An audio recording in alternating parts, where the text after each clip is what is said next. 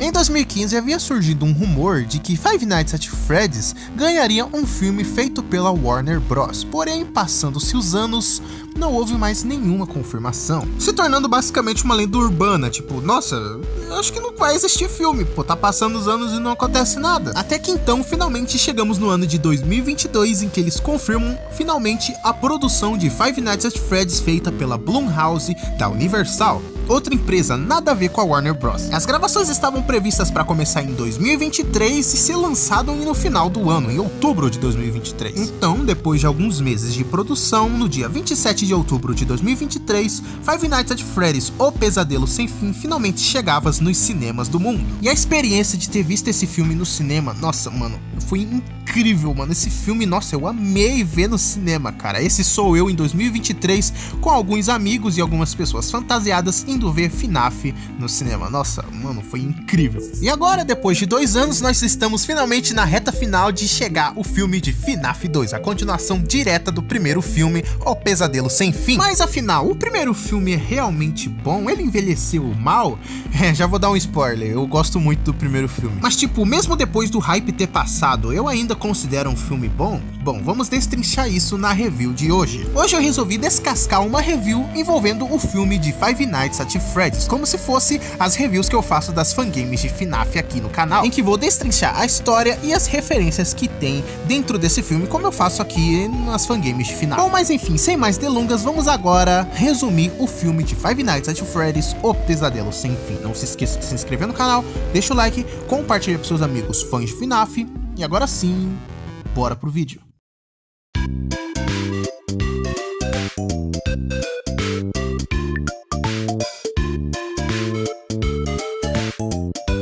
Com o roteiro escrito por Scott Calton e a direção dirigido por Emma Tammi, Five Nights at Freddy's, O Pesadelo Sem Fim conta a história de Mike Schmidt, um cara completamente traumatizado que tenta a qualquer custo sustentar a sua irmãzinha Abby Schmidt, já que os dois moram sozinhos e o Mike, ele é muito estável em qualquer emprego. E pode parecer meio absurdo, tipo, caraca, o Scott Calton, criador do jogo, escreveu o roteiro do filme? Pô, gente, ele escreveu, basicamente, ele coescreveu, na verdade, o roteiro dos livros, pô. Ele é sempre ele, com a ajuda de uma escritora, um escritor. Então, o Scott, ele pode ser considerado sim um escritor, então não enche.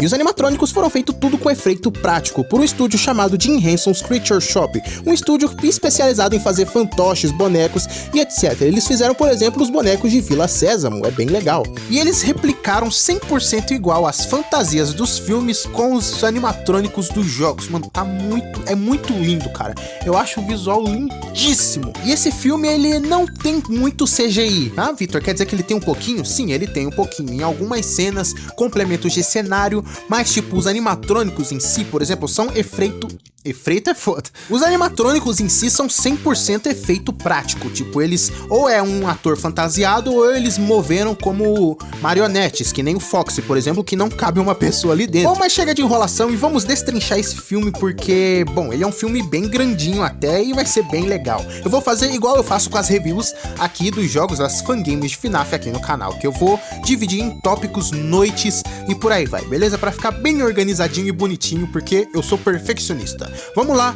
sigam meus bons. Bom, só um disclaimer rápido aqui que isso aqui é um filme, né? Um filme, ele tem direitos autorais. Se eu passar cenas longas, eu posso tomar um flag, meu canal pode receber uma bandeirinha amarela aí, e é complicado, né? Coisa que eu já recebi quando eu fiz o vídeo, né? A review de Code Lyoko, um dos vídeos menos vistos do canal porque eu tomei direito autoral. Então, eu vou ter que fazer review desse filme com cenas em slow motion, frames congelados, vai ser bem chatinho, mas desculpa, gente, é pra evitar dor nas costas.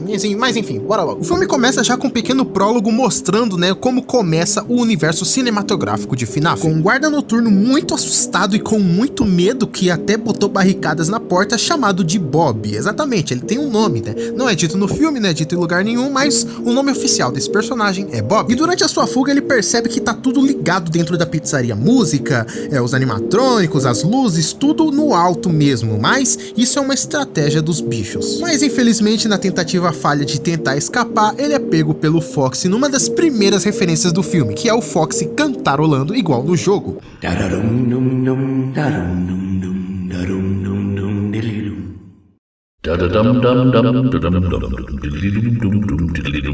E então, infelizmente, nosso querido Bob é colocado em uma cadeira de tortura, chamada de Shred, ou então Torture Fred. Ele tem um monte de nome, basicamente. Uma cadeira com algemas com uma cabeça de Fred cheia de serras elétricas, pronto pra fatiar a vítima, chegando bem lentamente. Infelizmente, na tentativa falha de escapar, o Bob acaba sendo pego e na cadeira do Fred. E uma curiosidade bem interessante é que as primeiras versões, nas artes conceituais dessa armadilha, ela era para ser uma boca de endoesqueleto cheia de dentes pontudos que ia abrir na boca da vítima e, bom, fazer um estrago gigantesco. E então nós vamos para a introdução do filme, que é feita completamente em pixel art, mano, completamente inspirado nos minigames dos jogos, inspirando principalmente FNAF 2 e FNAF 3, em que na introdução já nos mostra a natureza sádica do vilão da franquia praticando o famigerado MCI, do inglês Missing Children Incident, que é o ocorrido em que William Afton assassina 5 crianças e coloca dentro dos animatrônicos da Freddy's, dos animatrônicos clássicos. E mais interessante é que nos créditos iniciais, os nomes dos atores da Elizabeth Lyle e do Matthew Lillard estão da cor roxa, a cor dos vilões dos jogos. Agora que acabamos o prólogo, nós finalmente vamos para a história principal, que é o personagem do Mike Schmidt, que já começa acordando todo cagado e fudido, em que junto dele já conhecemos a sua pequena irmãzinha, chamada de Abby, e que ela é bem desobediente, mas a gente vai entender isso mais pra frente. Bom, Mike é um cara simples, ele trabalha num shopping junto do seu amigo chamado de Jeremiah, e eles estão conversando sobre a teoria dos sonhos, uma referência direta aos jogos também, já que na época do FNAF 4 muita gente teorizava de que tudo não se passava de um sonho. E olha, se tem uma coisa que esse filme vai abordar bastante, é sonhos. Mas enfim, Mike, depois de achar que uma criança tá sendo sequestrada por um homem bizarro, ele decide então correr atrás desse homem e descer o cacete nele, mas ele apenas estava batendo numa pessoa inocente. Isso obviamente, bom, causa a demissão dele, então ele decide ir por RH acertar as contas. Olha só, pesadelo de todo o CLT. Inclusive é nessa cena do RH que descobrimos que o filme se passa nos anos 2000, bem diferente dos anos que se passa a linha do tempo dos jogos, por exemplo. E então no RH nós conhecemos o personagem chamado de Steve Raglan, que decide acertar as contas pro Mike, acertar as contas. E devido à natureza agressiva de Mike e de não conseguir parar em nenhum emprego, literalmente nenhum, tem o que ele durou só uma semana, Steve Raglan fica sem opção do que dar de emprego pra esse homem, até que então que ele decide ler o nome dele, descobre que é Michael Schmidt, e então ele fica completamente bem suspeito. Então, de última hora, ele decide dar um emprego pro Mike, um emprego muito específico, em que o salário não é bom e o horário pior ainda. Outra referência dos jogos, já que no cheque do jogo diz que o salário é $150, eu acho. É muitíssimo pouco, acho que até pra época. Mas por causa do horário, o Mike não pode trabalhar à noite, por causa da sua irmãzinha, né? Já que senão ele vai voltar muito tarde pra casa e ela vai ficar sozinha. Pô, não pode, né? Então, o Mike decide ir embora e deixar por isso mesmo. Mas pelo menos ele pode retornar pro Steve, né? Caso ele quiser mudar de ideia. Nesse meio tempo, a gente conhece a babá da Abby, chamada de Maxine, ou abreviado pra Max, que nessa cena específica ela deixa muito implícito que gosta do Mike, apenas com esse diálogo. Eu queria que alguém me desse um anel. Pô, Victor, mas você tá exagerando, pô. É só um diálogo bobo. Ela não é apaixonada pelo Mike de verdade. É aí que vocês enganam, meus amigos, porque na novela oficial do filme é dito que a Max é sim apaixonada pelo Mike, porém ele não dá bola. E ainda lá na frente o Mike diz que ainda vai pagar ela quando puder, ou seja, ele tá fazendo ela ter emprego de graça, ela não tá recebendo nada, mas por gostar dele, ela meio que aceita, né? Pô, tô na casa do meu crush. Então a gente tem uma pequena conversa entre Mike e Abby. A Abby tá fazendo uns desenhos dos supostos amigos dela, o que é engraçado porque na escola ela não conversa com ninguém. Mike sem querer quebra um giz de cera dela e ela fica completamente pistola. Então ele senta na cama dela pra poder conversar com ela e ela diz assim: Mike, você tá sentando aí no meu amigo. Aí o Mike meio confuso, tipo, tá meio que dane-se, Abby. Meu amigo disse que você é um idiota. Pelo menos eu existo.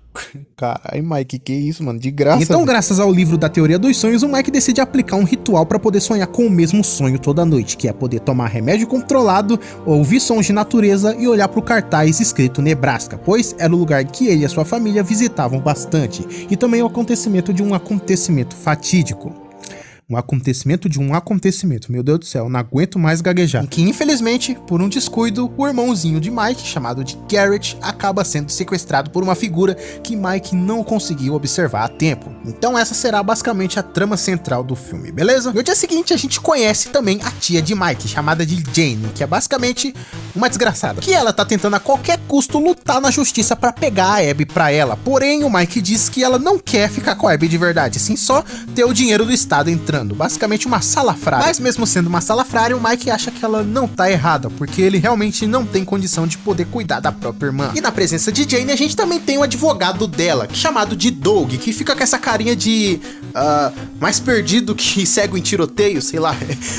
Ele fica com essa carinha. Ai, mano, é muito engraçado. Eu te amo, Doug, isso é muito legal. Mas a professora diz que a própria irmã dele gosta dele mesmo assim. Inclusive tem um easter egg muito legal nessa sala de aula aqui que ocorre essa cena, em que temos os animais coelho, urso, raposa, galinha, enfim. Easter egg bem da hora pra quem é atento no filme, né? Ou seja, pessoas como eu. Então a professora do Mike diz que ele precisa arranjar um emprego pra poder sustentar a sua irmã. E então, sem muitas alternativas, Mike escolhe trabalhar à noite mesmo, aceitando a vaga de guarda noturno para uma pizzaria abandonada. E agora nós vamos para a primeira noite. Steve Raglan acaba explicando como era o local antigamente pro Mike, em que nos anos 80 fazia muito sucesso com as crianças e adolescentes, mas que não foi demolido ainda por causa do dono, né? Porque o dono é muito sentimental, palavras dele mesmo, olha que engraçado. E que a tecnologia desse lugar, com câmeras de segurança, energia, é tudo antiga, mano, tá preservado desde os anos 80 até hoje, que bizarro. E então começamos a gameplay do filme, que o Mike fica observando as câmeras, ó, uma referência bem legal aos jogos, né? Ficar mudando as câmeras e olhando os cenários que tem, é muito bom. Essa pizzaria tá muito linda. Mike inclusive encontra uma fita VHS mostrando como que era o lugar antigamente, né? Uma fita de tutorial para guarda noturna, sendo provavelmente uma referência aos FNAFs VHS da vida. Depois do Mike tomar o jumpscare de um Balloon Boy, que parece muito o Balloon Boy da história Sérgio Lucky Day da Fazbear Fright, ele então decide dar uma olhada pela pizzaria e então se depara com os animatrônicos depois de 25 minutos de filme, em que mesmo estando desligados, parece que eles estão observando o Mike, principalmente a Chica e o Cupcake. Essa cena é muito boa. Então, às exatas 3 da manhã, 3 em ponto, considerada por muitos o horário do diabo, Mike ele acaba indo dormir.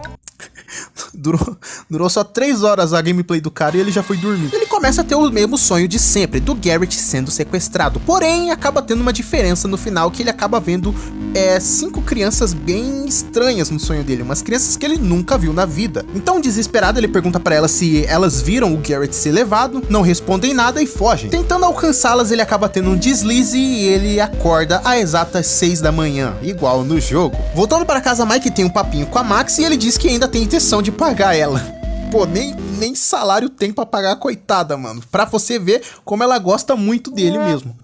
E enquanto isso, Max e seu irmão têm um encontro secreto com a tia de Mike, a Jane, com direito a uma participação especial do ex-youtuber e teorista de FNAF Matt Pat, do canal The Game Theorist, dizendo a sua clássica frase: But, you know, it's just a theory. That's just a theory. Então eles decidem arranjar um jeito de como fazer o Mike ser demitido do seu emprego, né, por justa causa. E uma curiosidade bem macabra por trás dessa cena. No livro oficial que conta o roteiro original do filme, mostra que o advogado Doug, né, o advogado da tia Jane, estava olhando ele estava olhando pros seios da Max nessa cena. É muito do nada, é só uma cena de assédio. Do nada, e o Doug do filme nunca faria isso. Felizmente isso não foi pro filme e isso foi um engano da editora do livro. Ela falou que não era pra essa cena tá no corte final nem do livro, mano. Ou seja, não é o canônico nem do não canônico. Mas enfim, eles decidem bolar um plano de quebrar toda a pizzaria, né, pra ficar toda desarrumada, porque, bom, ele é um guarda noturno. O objetivo do capa é cuidar do local, então se o local foi invadido e quebrado, ele não fez o trabalho direito. Então, meio que faz sentido o pensamento deles. Mas enfim, em casa a Abby pede pra ir junto com o Mike e ele não deixa, e eles acabam brigando e agora vamos pra noite 2. Ela é toda sua.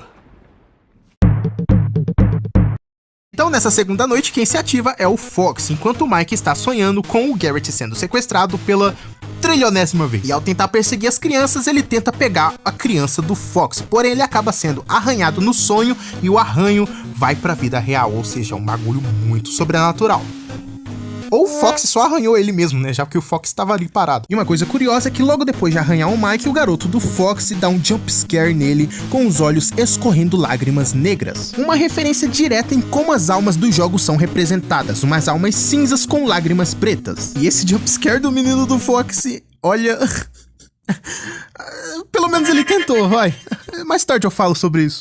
E o mais curioso é que o rosto das crianças ficam sumindo e aparecendo toda hora, como se elas estivessem perdendo um traço da sua personalidade. Mas enfim, as luzes começam a piscar, Mike desliga e religa o lugar tudo de novo, e então alguém toca a campainha da pizzaria. O que é estranho, tipo, por que alguém vai visitar ali do nada? E então conhecemos a personagem da Vanessa Shelley, uma policial que tava, sei lá, o que ela tava fazendo ali, e só chegou ali. Então, vendo que o Mike foi completamente ferido nessa noite, ela decide entrar para ajudar ele, já que ela conhece onde ficam os kits de primeiro socorro. E então, no maior estilo Dave Miller, o personagem alter ego falso, com nome falso do William Afton nos livros, a Vanessa ela começa a explicar o local, quem eram os animatrônicos, o que era o estabelecimento, que era famoso antigamente, basicamente um Dave Miller mulher. E então, parecendo um fã de FNAF, a Vanessa apresenta o local para ele, ligando as luzes e os animatrônicos para cantarem, e essa cena...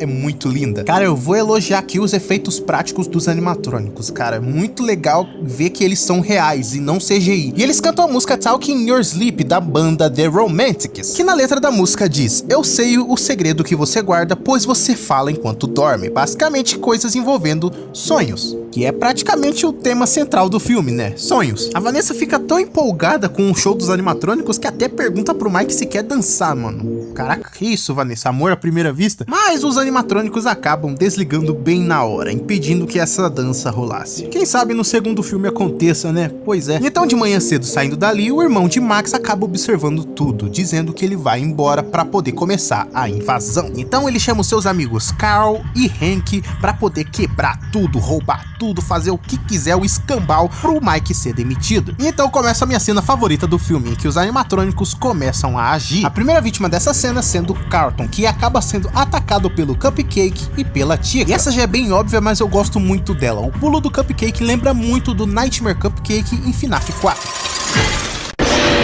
E eu vou ser advogado do diabo e defender essa cena. Imagina vocês entrar em um lugar abandonado e que aqui tá tudo parado, tudo abandonado, os bonecos estão tudo desligado e do nada esses bonecos que não deveriam andar, começam a andar do nada.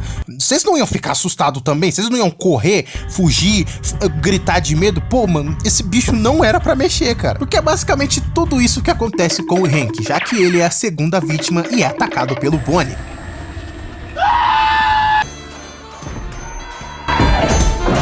A terceira vítima sendo o irmão de Max, que tentando fugir dali não consegue, pois as almas são muito poderosas. Ele acaba sendo cercado pelo Foxy e acaba morrendo. E a última vítima sendo o Max, que impaciente de esperar no carro, decide entrar para poder ver o que aconteceu com os caras que tava demorando, né? Até que então ela é atraída pela alma do Fred. E muita gente chama Max de burra nessa cena, mas eu vou ser advogado do diabo aqui mais uma vez. Vamos lá, se coloque no lugar da Max, mano. Ela trabalha como babá, é literalmente a profissão dela, cuidar de criança. Aí do nada ela acha uma criança perdida em um lugar abandonado. Pô, eu também ia seguir a criança. Pô, mano, tá perdida, pô. Cadê seus pais? Por que você tá aqui? Eu acho que nunca ia passar na cabeça dela que aquilo era um fantasma, mano. É uma criança comum perdida num lugar abandonado, pedindo pra seguir ela, mas tudo bem. Então, sendo completamente ludibriada pela criança do Fred, ela acaba sendo mordida e tendo arrancado seu torso fora, morrendo rapidamente. Enquanto em casa, Mike tenta conversar com a Abby, mas ela não responde. Porém, ela acaba abrindo uma gaveta que tem os papeladas, né, de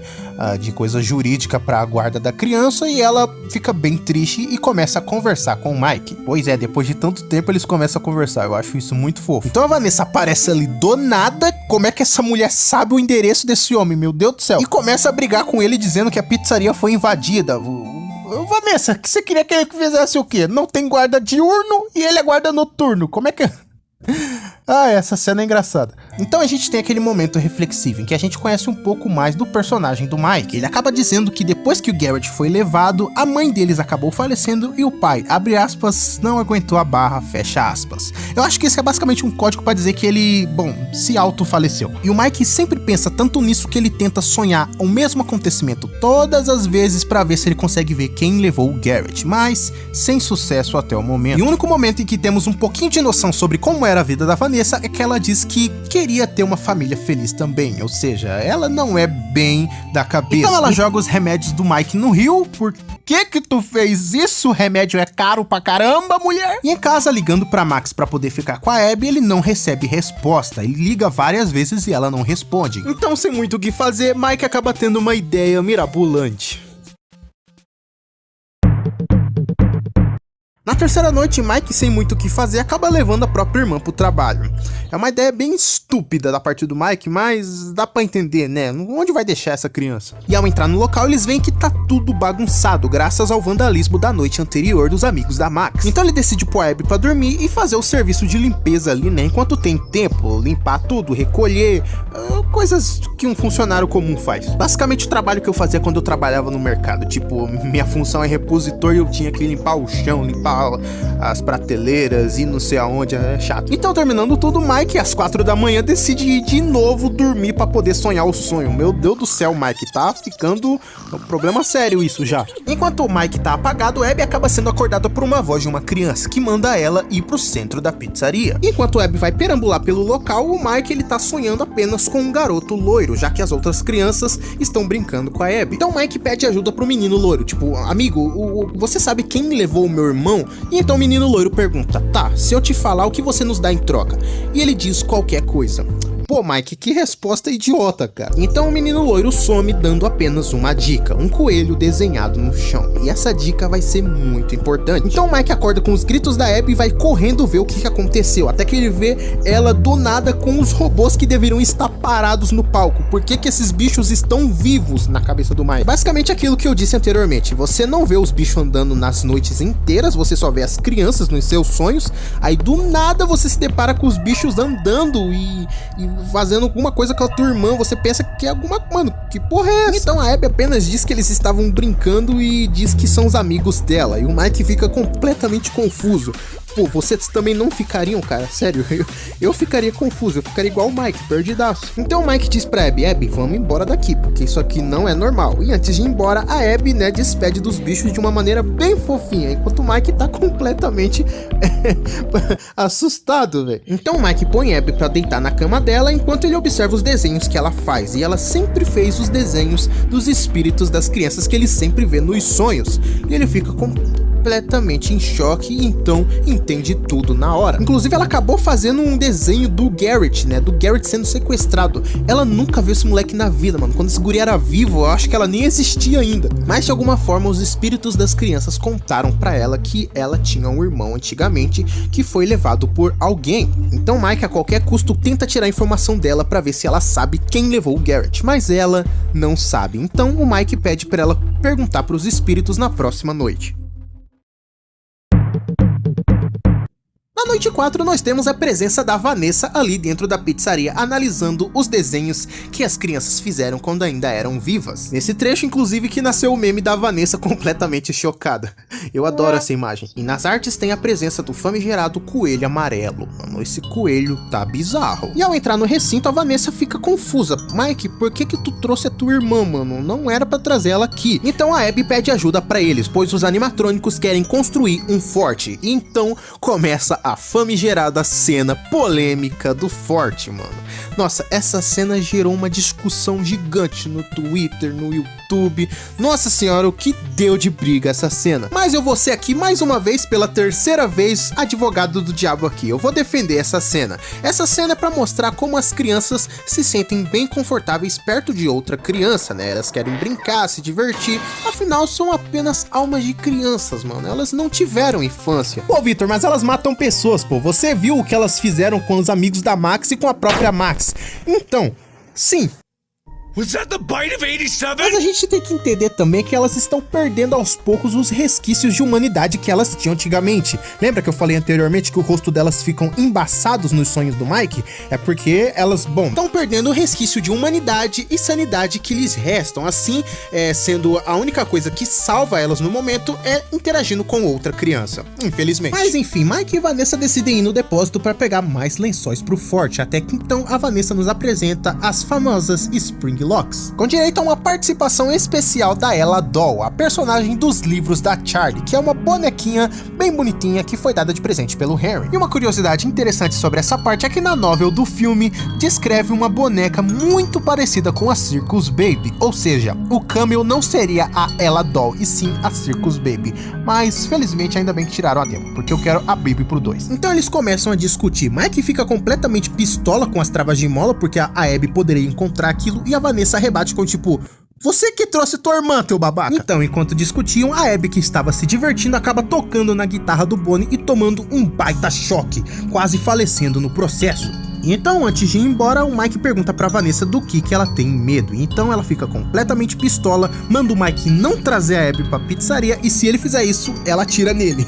Nossa, caraca, Vanessa, calma aí, mano. Então, no dia seguinte, sem muito o que fazer e seguindo os conselhos da Vanessa de não trazer mais a Abby pra pizzaria, Mike acaba tendo que ligar pra tia Jane pra ficar cuidando da Abby à noite, né, enquanto ele vai trabalhar na pizzaria. E isso deixa a Abby completamente nervosa com ele, que acaba criando mais ranço da cara do irmão dela. Na cabeça de Abby, bem na hora que os dois estavam se entendendo como irmãos, o Mike faz essa burrada, essa cagada com ela. Então, mano, decepciona ela. Uma coisa que eu acho simbólica é que a Abby começa a riscar a cara do Mike nos desenhos dela, dando um aval, né, meio que uma permissão pros animatrônicos ficarem de mal com ele e poder matar ele sem mais nem menos. Então o Mike acaba indo pra pizzaria, dorme pra poder sonhar de novo com o Garrett, porém o sonho acaba mudando, a família toda está ali e o Garrett não é mais sequestrado. Então os espíritos das crianças aparecem e pedem a Abby em troca, já que o Mike diz que daria qualquer coisa. E de início ele acaba aceitando ficar com o Garrett e trocar a Abby pra ele,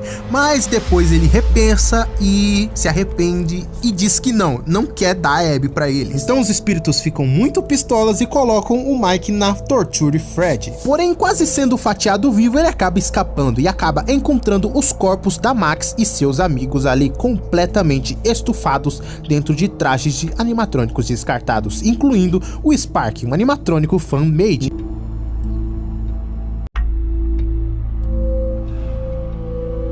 Então o Foxy aparece e tenta atacar o Mike. O Mike possivelmente consegue escapar. E então nós vamos pra noite final. Na noite 4, enquanto a tia Jane estava assistindo TV, o Golden Fred aparece pela primeira vez no filme e acaba finalizando ela. Então descobrimos que o menino loiro esse tempo todo era a alma do Golden Fred, ou seja, seria o Cassidy desse filme. Então, da maneira mais cômica possível, eles decidem pegar um táxi para ir para Fred's, com direito à participação especial do youtuber Cory X Kenshin, esse youtuber maravilhoso, eu adoro ele. Então descobrimos que quem salvou o Mike daquele ataque foi a Vanessa, né? Ela entrou no local, salvou ele e fez bastante curativo nele porque ele tava todo machucado. Então a Vanessa acaba explicando a lore do local. Ela diz que o homem que levou e finalizou o Garrett também finalizou as 5 crianças que o Mike está vendo nos sonhos, e que quando a polícia revirou o Fred de cima a baixo não encontrou nada. Porém, o que os policiais não sabiam é que os corpos das crianças estavam dentro dos bonecos e não só as almas. Então, numa reviravolta magnífica, nós descobrimos que a Vanessa esse tempo todo é filha do assassino do Garrett. Seu nome é William Afton. Ele é meu pai. Nossa, toda vez que eu reassisto esse filme eu arrepio nessa parte, é muito boa, cara. Então a Vanessa diz que os espíritos gostaram tanto da Abby que quer transformá-la em um deles. Ou seja, eles querem finalizar a Abby e colocar o espírito dela em algum boneco, sendo o boneco em questão o da Ella Doll, que quase foi a Circus Baby, ou seja, um anagrama de Abby pra Baby faria muito sentido nessa parte. Então a Vanessa acaba dando armas de choque pro Mike pra poder neutralizar os animatrônicos, do jeito que a gente faz no Sister Location, dando choque neles. Então, adentrando secretamente a pizzaria sem ser visto pelos animatrônicos, o que não conseguiu porque o Bonnie acaba vendo ele. Essa cena é muito boa. Então o Mike consegue dar um choque nos bichos e correr atrás da Tika, que tá levando a Abby direto pra ela doll, com a Tika quase spring-locando a Abby no processo. Porém Mike chega na hora e consegue abater ela por um tempo. E então ele salva a Abby e decidem fugir dali. Porém nem todos estão caídos, pois o animatrônico mais perigoso do filme, o Cupcake, ataca o Mike. Então no maior estilo de Silver Eyes, o Fox começa a perseguir a Abby bem na área dos arcades, igualzinho no livro. Mike, com toda a sua sagacidade, consegue dar um choque no Cupcake e escapar dele. Enquanto Mike procura a Abby, nós temos o momento mais empolgante do filme, a aparição do Coelho Amarelo. O Spring Bonnie, ele começa a ter uma pequena luta contra o Mike, quer dizer, luta não é, porque uma hora o coelho batia e o Mike apanhava. E antes de finalizar o Mike por completo, a Vanessa acaba salvando a Abby e intervém na briga dos dois. E então, chocando um total de 0 pessoas, descobrimos que o Coelho Amarelo é o William Afton, o Steve Raglan lá do começo do filme, e que sem remorso algum controla todos os animatrônicos ali, iludindo elas, basicamente fingindo ser um deles, né, um robô vivo com alguém ali. Mas então, sendo a heroína da noite, a Abby faz um desenho que revela que o das crianças é o Coelho Amarelo, ou seja, o traidor dali. E na tentativa de impedir seu pai de avançar numa criança, a Vanessa acaba levando uma peixeirada no bucho e desmaiando. Eu acho essa cena bem triste, mano, porque ele ataca a própria filha sem remorso nenhum, mano. Ele acha, inclusive, que matou ela. É muito, mano, muito sem coração o William do filme. Mas a Abby consegue concluir seu plano e as crianças nos animatrônicos acabam se virando contra o Coelho Amarelo, atacando no processo e ativando as Spring Locks. E sendo advogado do diabo pela 4ª vez, eu vou defender essa cena. Muita gente acha que essas Spring Locks desse filme não foram tão violentas, mas pra mim é muito pesada, cara, porque elas acabam travando bem lentamente no William, causando uma dor imensurável. Isso deve ser terrível na vida real. E no maior estilo Five Nights at Freddy's Pizzeria Simulator, o William solta sua icônica frase: I always come back. I always come. E assim como em The Silver Eyes, os animatrônicos acabam levando o William pro depósito da pizzaria para ficar agonizando para sempre. E no simbolismo inacreditável, as almas manifestam tanto ódio do William que a pizzaria começa a cair aos pedaços, explodindo tudo. E com Mike, Vanessa e Abby fugindo dali pra sempre. E felizmente tudo acaba bem. Vanessa está em coma, porém está melhorando a cada dia que passa, ou seja, ela vai sobreviver. Abby e Mike se resolveram como irmãos, ou seja, agora eles estão bem mais próximos e bem mais amigos do que do começo do filme. E William, agonizando de dor com as Spring Locks, ficará preso no interior da pizzaria pra sempre.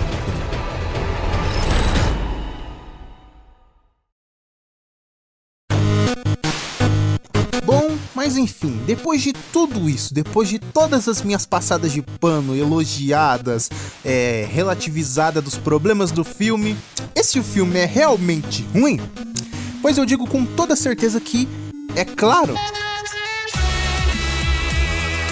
que não. Cara, me desculpa, mas toda vez que eu reassisto esse filme eu não consigo odiá-lo, cara. Esse filme é muito gostosinho. Pra vocês terem uma ideia, ele virou meu filme conforto.